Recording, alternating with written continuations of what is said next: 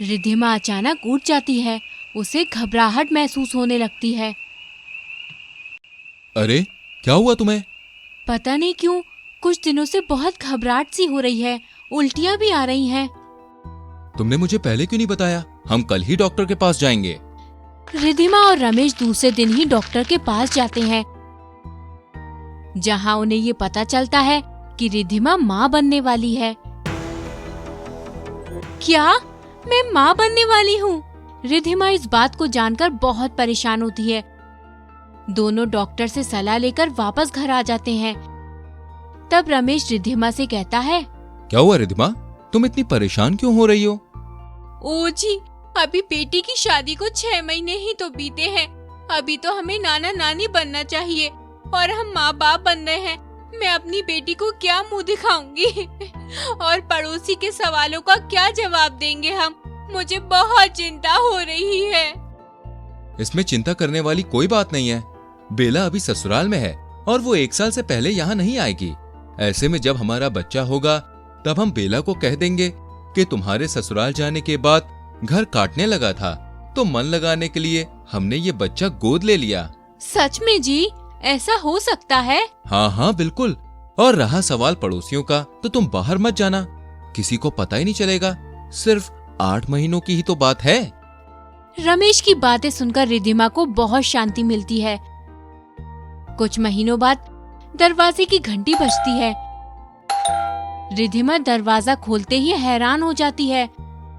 दरवाजे पर उसकी बेटी बेला और दामाद राहुल खड़े होते हैं, जिसे देखकर रिद्धिमा बहुत घबरा जाती है और बोलती है, अरे बेला बेटी, दामाद जी, आप दोनों यहाँ क्यों आए?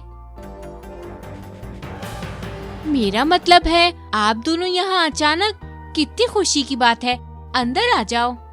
बेला रिद्धिमा को बताती है, माँ, राहुल की इसी शहर में नौकरी लग गई है और जब तक हमें रहने के लिए एक अच्छा घर नहीं मिल जाता तब तक हम यहीं रहेंगे।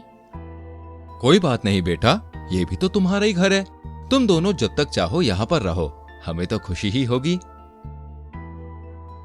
रिद्धिमा फिर से घबरा जाती है। अब क्या होगा जी? अब तो दोनों यहीं पर रहने वाले हैं। मैं अपनी माँ बनने की बात कैसे छुपाऊंगी? तुम चिंता मत करो, मैं बेला और दामाद जी के लिए जल्दी से एक घर ढूंढ दूंगा। तब तक तुम ख्याल रखना कि बेला को इस बात की खबर ना लगे। रिद्धिमा ऐसा ही करती है। वो बेला से छुपकर दवाइयाँ खाती है और ज्यादातर बिस्तर पर बैठी रहती है ताकि बेला की नजर उसके पेट पर ना पड़े।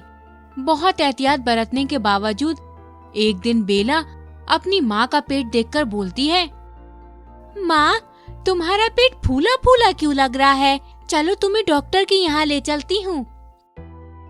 अरे बेटा, आजकल गैस बहुत बनती है, इसलिए पेट फूल गया है। डॉक्टर के पास जाने की जरूरत नहीं है, खुद ब खुद ठीक हो जाएगा। पर माँ, सिर्फ गैस से पेट इतना नहीं फूलता और मैं देख रही हूँ कि तुम पहले की तरह ज्यादा काम नहीं करती और ज्यादातर बेड पे ही लेटी रहती हो। अरे बेटा, अब मैं बूढ़ी हो चुकी हूँ, अब मुझ में इतनी जान नहीं बची कि ज्यादा काम कर सकूं। चल अब मुझे सोने दे। रिद्धिमा के डॉक्टर के पास जाने से मना करने वाली बात पे बेला को कुछ अजीब सा लगता है। जैसे जैसे दिन बीतते जाते हैं, रिद्धिमा का पेट ज्यादा दिखने लगता है। इधर राहुल को भी रिद्धिमा और रमेश का स्वभाव इतना खुला हुआ नहीं लगता। एक शाम रिद्धिमा उल्टी कर रही होती है, तभी वहाँ राहुल आ जाता है और पूछता है, सासू माँ, आप ज्यादा ही बीमार लग रही हैं। मैं अभी डॉक्टर को बुलाता हूँ। नहीं राहुल बेटा, मैंने आज ज्यादा खा लिया था, इसलिए मुझे उल्टियाँ हो रही हैं। कोई बात नहीं, तुम जाओ, मैं ठीक हूँ। रिद्धिमा के ऐसे जवाब देने पर राहुल को थोड़ा अटपटा लगता है।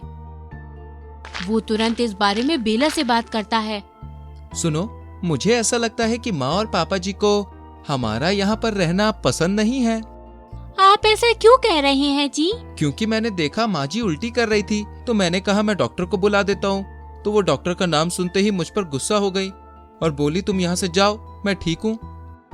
ये आप क्या बोल रहे हो जी? आज सुबह वो बोल रही थी कि उनको एसिडिटी हो गई है। मुझे लगता है कि माँ की तबीयत ज्यादा गड़बड़ है। हाँ, मैंने भी नोटिस किया है कि माँ ज्यादातर बिस्तर पर पड़ी रहती है। और उनका पेट भी फूला हुआ दिखता है। मुझे कुछ समझ में नहीं आ रहा, डॉक्टर के पास भी नहीं जा रही हैं। 2 दिन बाद राहुल और बेला कहीं घूमने जाते हैं।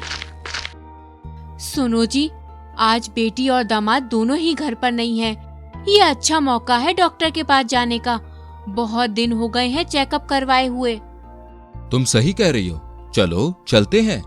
दोनों डॉक्टर से मिलकर बाहर आते हैं और देखते हैं कि सामने बेला और राहुल खड़े हैं। दोनों शर्मिंदा हो जाते हैं और दोनों बेचारे घबरा जाते हैं। तो ये वजह थी उल्टी करने की। और पेट फूलने की। बेला बिटिया, राहुल बेटा, हम दोनों को माफ कर दो। हमने ये बात इसलिए छुपाई क्योंकि कुछ बोलने की जरूरत नहीं है। मैं समझ सकता हूँ कि इस उम्र में माँ बाप बनना स्वाभाविक नहीं है, इसलिए हमें शर्मिंदगी महसूस होती है। ऊपर से समाज के ताने। माँ, राहुल और मैं मॉडर्न जमाने के हैं, हम आपको कुछ नहीं कहेंगे। मेरे लिए तो अच्छा हो गया, अब मुझे एक साली मिल जाएगी। सब इस बात पर हंसने लगते हैं और ठीक 9 महीने के बाद रिद्धिमा को एक सुंदर सी बेटी होती है। जरा मैं भी तो देखूं मेरी चांद सी जैसी खूबसूरत साली को। तो दोस्तों, अगर आपको ये कहानी अच्छी लगी हो तो वीडियो को लाइक करें और शेयर करें और आने वाली वीडियो को देखने के लिए हमारे चैनल को सब्सक्राइब करें। और हाँ, बेल आइकन प्रेस करना ना भूलें। मिलते हैं आपसे अगली वीडियो में, तब तक के लिए बाय बाय।